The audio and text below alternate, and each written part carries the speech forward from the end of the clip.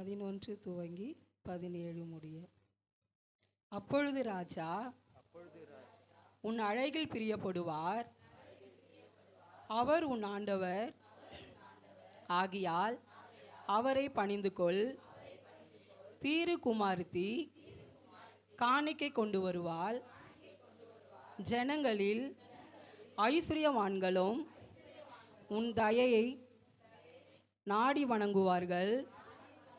ராஜகுமாரத்தி உள்ளாக பூரண மகிமை உள்ளவள். அவள் உடை பொற்சரிகையாயிருக்கிறது.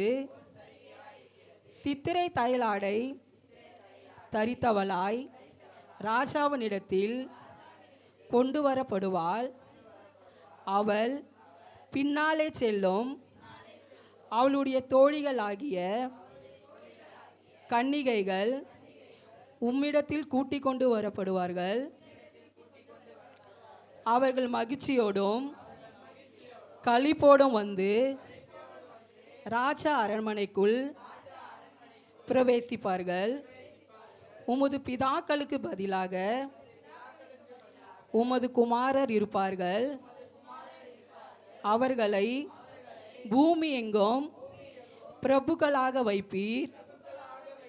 உமது நாமத்தை எல்லா தலைமுறைகளிலும் பிரஸ்தாபப்படுத்துவேன்.